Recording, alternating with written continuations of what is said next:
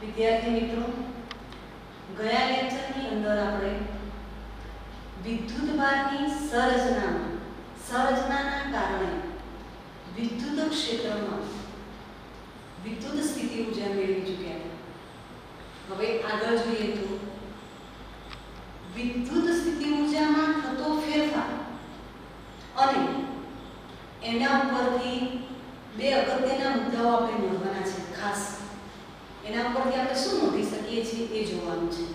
તો પ્રશ્ન આપણને પૂછવો હોય તો આ રીતે પૂછી શકાય કે વિદ્યુત સ્થિતિ ઊર્જામાં થતો ફેરફાર સમજાવી તેના ઉપરથી અગત્યના મુદ્દા નોંધો। તો ફરી પાછું આપણે વિદ્યુત સ્થિતિ ઊર્જામાં થતો ફેરફાર શોધવો છે, એટલે ફરી પાછું પ્લસ ક્યુ બિંદુવત વીજભાર ધ્યાનમાં લઈએ। આ બિંદુવત વીજભારના ત્રિજ્યાવર્તી ક્ષેત્રમાં ફરી પ્લસ ક્યુ વીજભાર, જે અગાઉના લેક્ચરમાં તમે જોઈ ચૂક્યા છો। આને ટેસ્ટિંગ ચાર્જ કહીએ છીએ, આને સોર્સ ચાર્જ કહીએ છીએ। અહીંયા પ્લસ ક્યુ વીજભાર એ આર બિંદુ પાસે છે, વિદ્યુત ક્ષેત્રમાં છે, એટલે આર બિંદુ પાસે પ્લસ ક્યુ વીજભાર પર યુઆર જેટલી સ્થિતિ ઊર્જા થશે। અહીંયા પ્લસ ક્યુ વીજભાર પર અપાકર્ષી બળને કારણે આ દિશામાં Fe જેટલું બળ લાગે છે। હવે આ પ્લસ ક્યુ વીજભારને આર બિંદુએથી પી બિંદુ સુધી લાવીએ છીએ। એ દરમિયાન થતું કાર્ય અગાઉના લેક્ચરમાં આપણે જોઈ ચૂક્યા છીએ। એ કાર્ય બાહ્ય બળ F એક્સટર્નલ લગાડી સૂક્ષ્મ ત્રિજ્યાવર્તી દિશામાં dr જેટલું સૂક્ષ્મ સ્થાનાંતર કરતા P સુધી લાવીએ છીએ। આ કાર્યને આપણે WRP કીધું હતું। WRP ઇન્ટિગ્રેશન ઓફ, જો વિદ્યુત બળને ધ્યાનમાં રાખો તો માઈનસ r થી p f e dr થશે। હવે અહીંયા સમજીએ કે વીજભાર પ્લસ ક્યુ વીજભાર આર બિંદુ પાસે હોય છે ત્યારે સ્થિતિ ઊર્જા આપણે UR કહેતા, પી બિંદુ પાસે આવે છે ત્યારે પી બિંદુ પાસે સ્થિતિ ઊર્જા આપણે UP કહીએ છીએ। આર થી પી સુધી પ્રવેગ રહિત ગતિ કરાવીને લાવીએ છીએ ત્યારે જે કંઈ કાર્ય થયું એ આ બંને બિંદુ પાસે સ્થિતિ ઊર્જાના ફેરફાર તફાવત તરીકે દર્શાવી શકાય। એટલે કે આ WRP છે એ WRP ને આપણે ડેલ્ટા U કહી શકીએ, અને ડેલ્ટા U શું થશે તો R થી P સુધી પહોંચ્યા અંતિમ બિંદુની સ્થિતિ ઊર્જા સ્થિત વિદ્યુત સ્થિતિ ઊર્જા UP માઈનસ R બિંદુ પાસેની સ્થિત વિદ્યુત સ્થિતિ ઊર્જા UR। અહીંયા એ પણ ધ્યાનમાં રાખીશું, અત્યારે બાહ્ય બળને ધ્યાનમાં રાખવું છે। જો વિદ્યુત બળનો એને ધ્યાનમાં લઈ અને જવાબ આપીએ, ટેક્સ્ટ બુકમાં તમે જુઓ તો થોડું કન્ફ્યુઝન જેવું લાગે છે કે F એક્સટર્નલને ધ્યાનમાં લીધું તો WRP delta U UP minus UR લીધું, પણ સાઈડમાં નોંધમાં આપણને માઈનસ કીધું છે, તો ડેલ્ટા U માઈનસ WRP એવું દર્શાવે છે। તો મિત્રો આનો અર્થ એવો સમજીએ છીએ કે આ જે સૂત્ર મેળવ્યું છે એ બાહ્ય બળને ધ્યાનમાં રાખ્યું છે। જો વિદ્યુત બળને ધ્યાનમાં લો તો શું થશે, આ જે છે કાર્ય એ શું થશે, બળની વિરુદ્ધ દિશામાં છે, એટલે minus WRP delta U UP minus UR લખી શકાય। તો આ થયો વિદ્યુત સ્થિતિ ઊર્જાનો ફેરફાર। અહીંયા વીજભારને પ્રવેગ રહિત ગતિ કરાવી છે, પ્રવેગ રહિત ગતિ કરાવીને આર બિંદુએથી પી બિંદુ સુધી લાવ્યા છે। હવે આગળ જવું છે, વિદ્યુત સ્થિતિમાન તરફ એટલે કે નવી ભૌતિક રાશિ તરફ જવું છે અને નવી ભૌતિક રાશિ તરફ જવા માટે હવે થોડું એક સ્ટેપ આગળ સમજવું પડશે કે વીજભાર પ્લસ ક્યુ એ આર બિંદુ પાસે છે, બિંદુવત વીજભારના ક્ષેત્રમાં છે, પણ આપણે એવું કલ્પી દઈએ કે આ પ્લસ ક્યુ વીજભારને અનંત અંતરે લઈ જઈએ કે જ્યાં ક્ષેત્ર નથી, પ્લસ ક્યુ વીજભારનું ક્ષેત્ર ત્યાં હાજર નથી અને જો વીજ ક્ષેત્ર ન હોય તો બળ ન લાગે અને બળ ન લાગે તો અનંત અંતરે રહેલા પ્લસ ક્યુ વીજભાર પાસે સ્થિતિ ઊર્જા શું થાય? શૂન્ય થાય. એટલે અહીંયા ધ્યાન આપીશું કે આપણે શું કામ કર્યું? પહેલા ક્ષેત્રની અંદર જ પ્લસ ક્યુ વીજભારને આ થી પી સુધી લાવ્યા, એ કાર્ય અહીંયા દર્શાવી દીધું. હવે વિદ્યુત સ્થિતિ ઊર્જા ઉપરથી વિદ્યુત સ્થિતિમાન તરફ જવું છે, સ્થિત વિદ્યુત સ્થિતિમાન તરફ જવું છે અને એ તરફ જવા માટે એક સ્ટેપ આગળ જવું પડશે. તો શું કરીએ છીએ? પ્લસ ક્યુ વીજભારને અનંત અંતરે લઈ જઈએ. અનંત અંતરે ક્ષેત્રમાંથી બળ નહીં લાગે, ઊર્જા શું થઈ જશે? શૂન્ય. એટલે હવે અનંત અંતરે સ્થિતિ ઊર્જા શૂન્ય થઈ ગઈ. એવું સમજીએ કે આર બિંદુને આપણે અનંત અંતરે લઈ ગયા એટલે આ સૂત્ર ઉપર જ સમજીએ.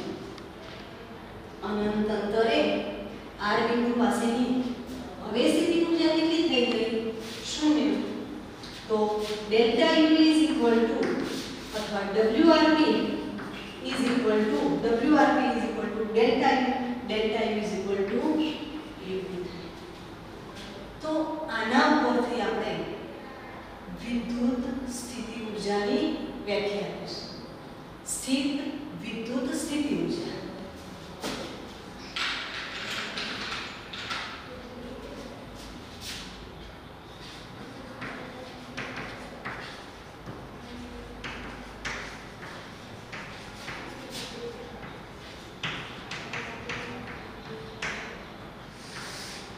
વ્યાખ્યામાં કંઈ જ યાદ રાખવાનું નથી. અહીંયા જે પ્રક્રિયાઓ કરી છે એ સ્ટેપ બાય સ્ટેપ લઈ અને પછી વ્યાખ્યા યાદ રાખીએ છીએ. વ્યાખ્યામાં ખાસ ધ્યાન રાખીશું. ઘણીવાર સીધી જ વ્યાખ્યા ગોખવા જઈએ છીએ, ક્યાંક શબ્દોમાં મિસ્ટેક આવે તો આખી વ્યાખ્યા ખોટી પડે છે. માટે અહીંયા વ્યાખ્યા આકૃતિની પરિસ્થિતિને ધ્યાનમાં રાખીને આપણે બનાવીએ. તો આપણે શું કામ કર્યું છે? પ્લસ ક્યુ વીજભાર એટલે કે ધન વીજભાર છે, ક્યાં લઈ ગયા છે? અનંત અંતરે લઈ ગયા છે. તો વ્યાખ્યા સ્ટાર્ટ કઈ રીતે કરીશું? અનંત અંતરેથી ધન વીજભારને ક્યાં લાવીએ છીએ? પી બિંદુ સુધી. પી બિંદુ ક્યાં છે? વિદ્યુત ક્ષેત્રમાં. તો અનંત અંતરેથી ધન વીજભારને ક્ષેત્રમાંના પી બિંદુ સુધી લાવો. હવે અહીંયા સ્ટોપ કરીએ કે પી બિંદુ સુધી લાવવા માટે આપણે બે બાબતો ધ્યાનમાં રાખીએ છીએ. અમુકવાર બાહ્ય બળને ધ્યાનમાં લઈએ છીએ, ફરી પાછું એ જ સૂત્ર આપણે વિદ્યુત બળને ધ્યાનમાં રાખીને મૂકીએ છીએ, એટલે અહીંયા મિસ્ટેક થવાની સંભાવના છે. તો અહીંયા આ રીતે યાદ રાખીશું. અનંત અંતરેથી ધન વીજભારને ક્ષેત્રમાંના આપેલા પી બિંદુ સુધી લાવવા માટે હવે અહીંયા જોઈએ. લાવવા માટે કયું બળ વાપરીએ છીએ? બાહ્ય બળ. બાહ્ય બળ વાપરી અને કેવી ગતિ કરાવીએ છીએ? પ્રવેગ રહી. એટલે કે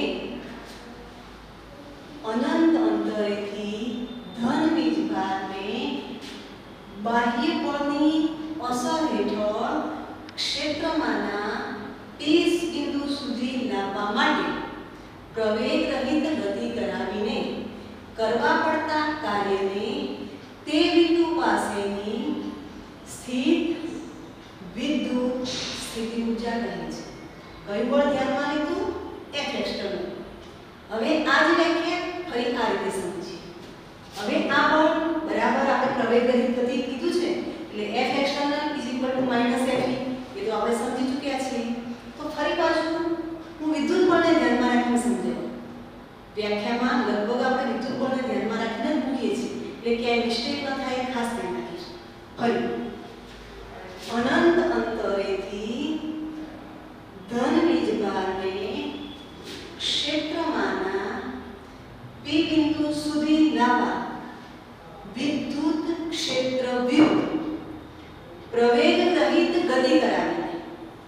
લાવવા માટે કરવા પડતા કાર્યને તે બિંદુ પાસેની સ્થિત વિદ્યુત સ્થિતિ ઊર્જા કહે છે. એકવાર લખી દઈએ. અંતરેથી ધન વીજભારને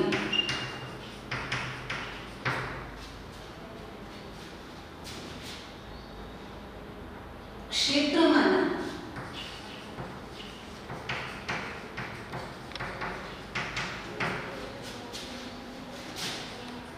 આપેલા બિંદુ સુધી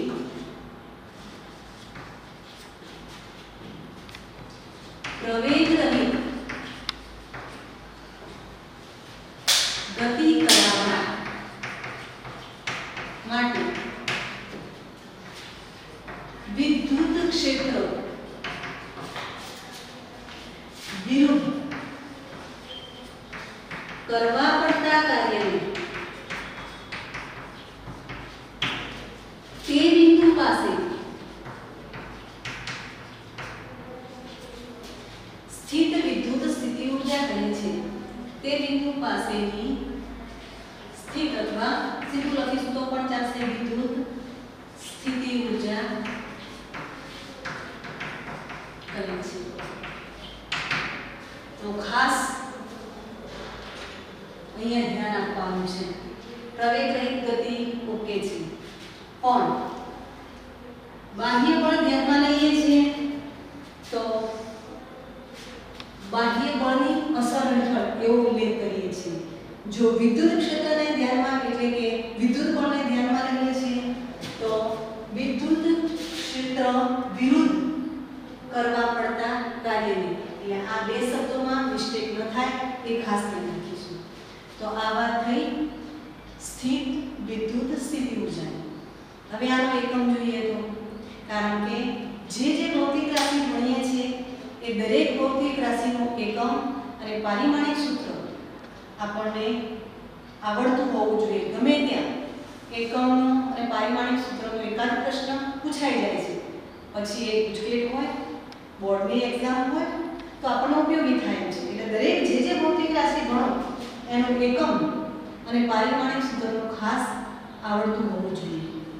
તો અહીંયા આપણે જોઈએ તો વિદ્યુત સ્થિતિ ઊર્જા મીન્સ ઊર્જા છે, અને ઊર્જા છે એટલે ઊર્જાનો એકમ આપણે જાણીએ છીએ કયો બનશે. તો એકમ લઈએ તો જૂલ, અને બળને ધ્યાનમાં રાખીને કહીએ તો ન્યૂટન ઇન્ટુ મીટર. તો આ બે વિદ્યુત સ્થિતિ ઊર્જાના એકમ બને છે. હવે મિત્રો આગળ વાત કરી એ પ્રમાણે આપણે વિદ્યુત સ્થિતિમાન તરફ જવું છે. તો વિદ્યુત સ્થિતિમાન તરફ જવા માટે ફરી સ્થિતિ ઊર્જામાં થતા ફેરફારને ધ્યાનમાં લેવો પડશે. હવે થોડો બેઝ ક્લિયર કરી નાખીએ તો સ્થિતિ ઊર્જાની અંદર આપણે સ્થિતિ ઊર્જાનો ફેરફાર કાર્ય છે. કાર્ય એટલે બળ અને સ્થાનાંતર. બળ તો બળની અંદર જો અહીંયા આપણે q વીજભારને ધ્યાનમાં રાખીને આગળ ચાલ્યા છીએ એટલે F QE સૂત્ર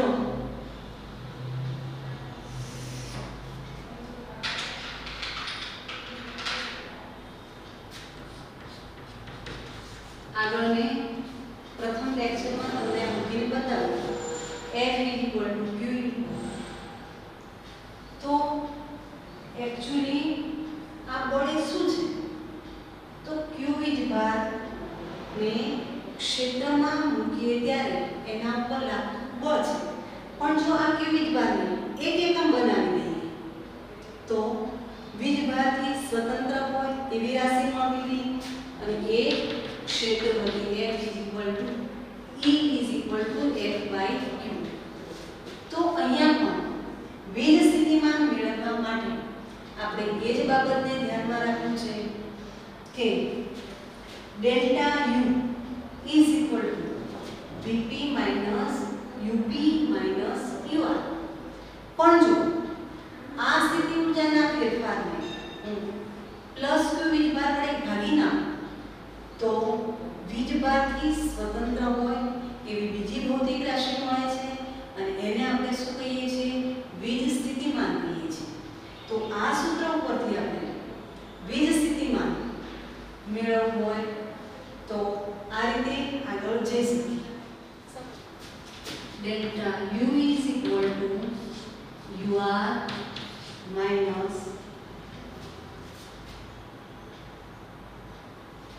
UP.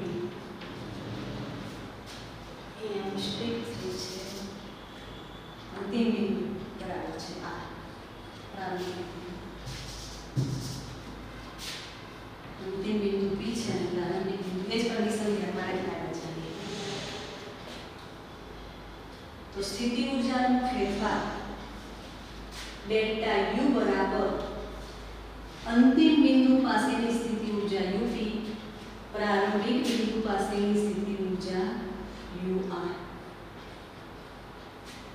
હવે આ સ્થિતિ ઊર્જાના ફેરફાર ડેલ્ટા U ને પ્લસ Q એટલે કે ધન વીજભાર Q વડે ભાગી નાખીએ તો આ બાજુએ પણ UP minus UR by Q લખવું પડે. હવે નવી ભૌતિક રાશિ મળે છે. એકમ ધન વીજભાર ધ્યાનમાં લઈએ.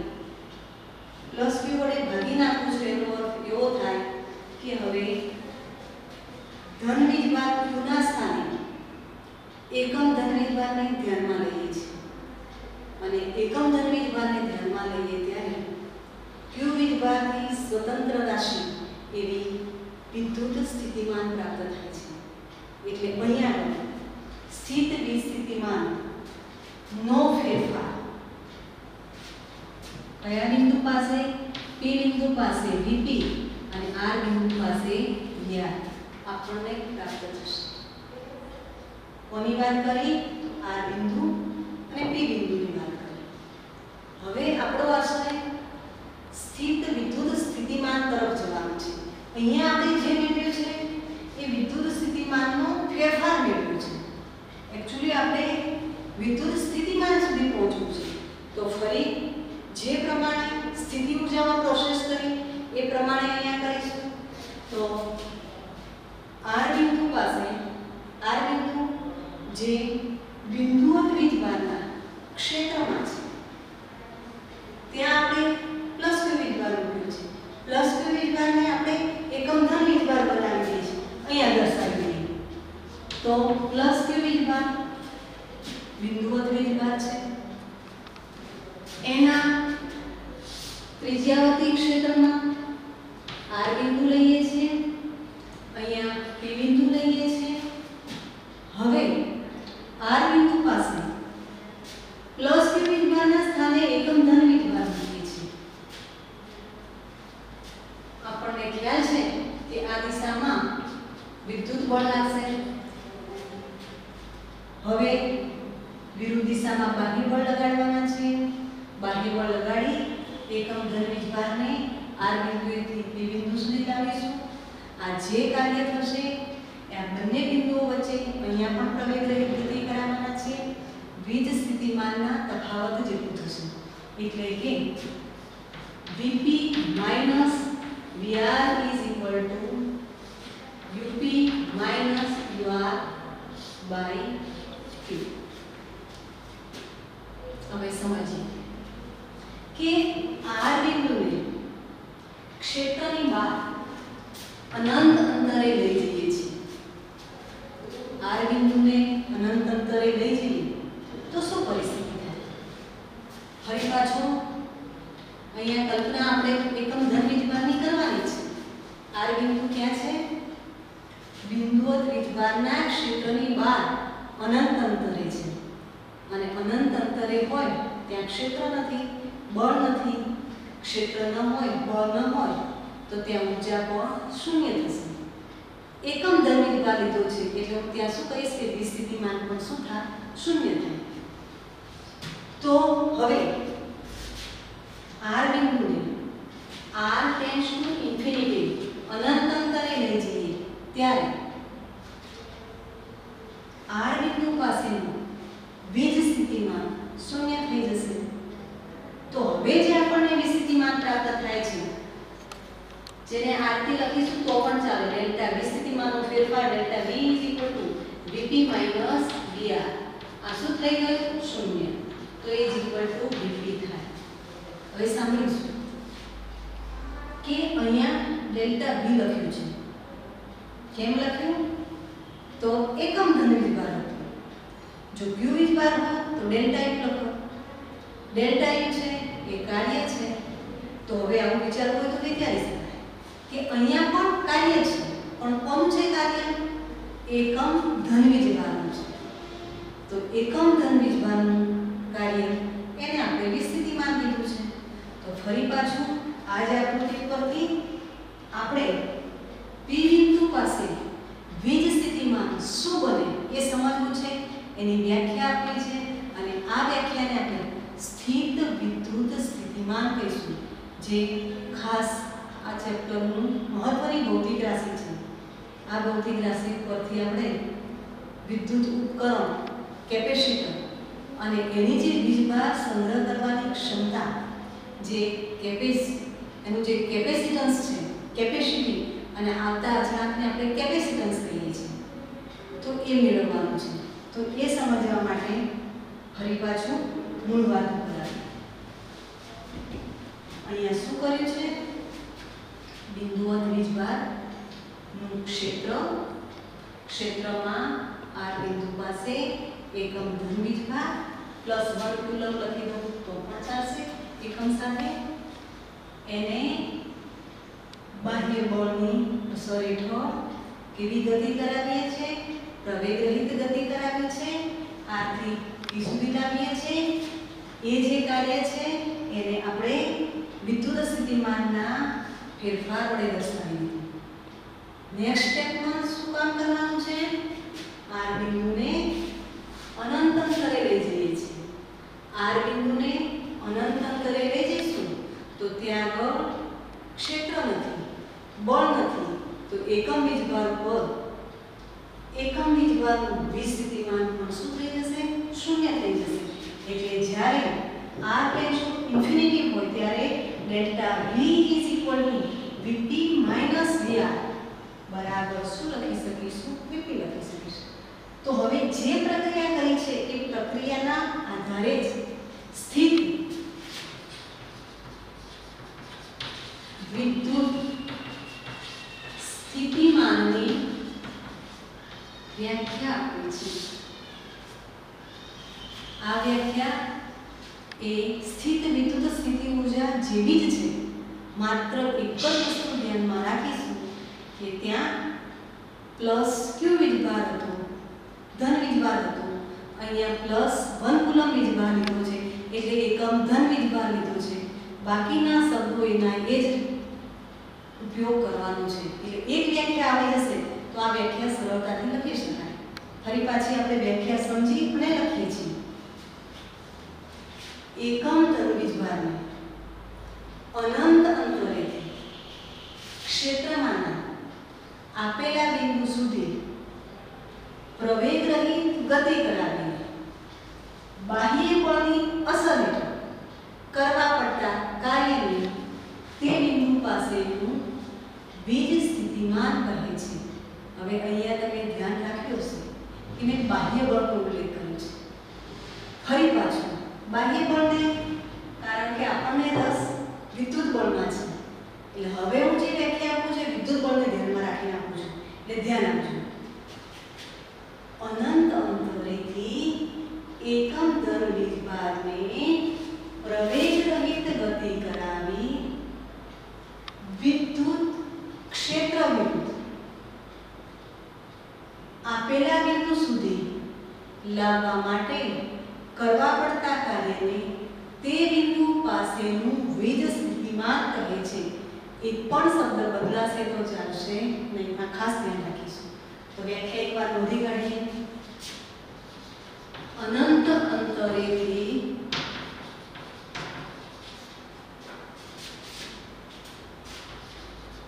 એકમ ધન વીજભારને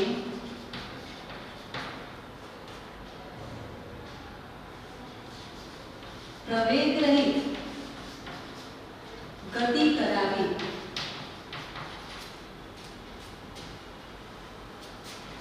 ક્ષેત્રમાંના આપેલા બિંદુ સુધી લાવવા વિદ્યુત ક્ષેત્ર વિરુદ્ધ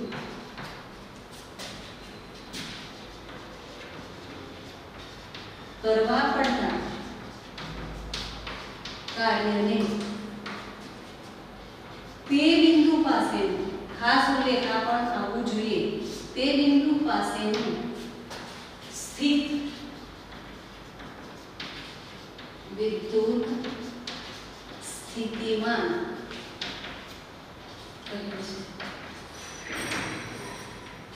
તો સ્થિત વિદ્યુત સ્થિતિમાન એ હવે સમજી ગયો. એનો એકમ જોઈએ તો એકમ શું બનશે? તો સ્થિત વિદ્યુત સ્થિતિમાન એ કાર્ય છે, પણ એકમ વીજભાર માટેનું કાર્ય છે અને કાર્યનો એકમ અગાઉ આપણે લઈ લીધો છે.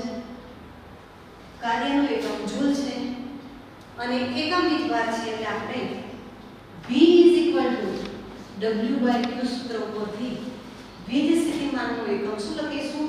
જૂલ/કુલમ.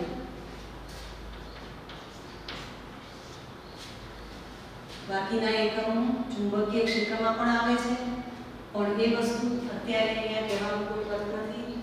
આગળ જ્યારે મેગ્નેટિક ફિલ્ડના ચેપ્ટર્સ ચાલુ થશે ત્યારે એના એકમો તમને સમજાઈ જશે. હવે લઈએ પારિમાણિક સૂત્ર. તો ભીનું પારિમાણિક સૂત્ર શું થશે?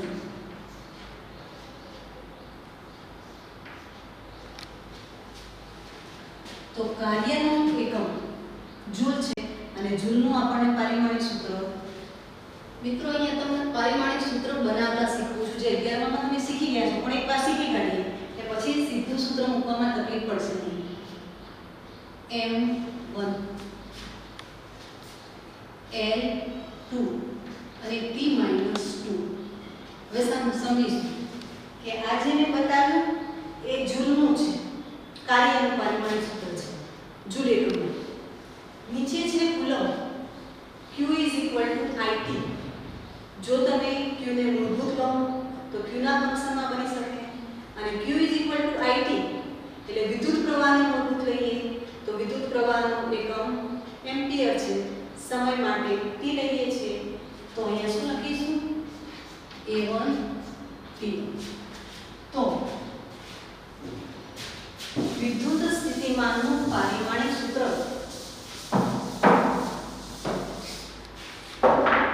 શું બનશે? V = M1 L2 T-3 અને A-1. તો મિત્રો આજે આટલા સુધી રાખીએ છીએ. તમે આનું જરૂરથી રિવિઝન કરજો. નેક્સ્ટ પીરિયડમાં આના પછી આગળનું ટોપિક્સ આપણે લઈશું.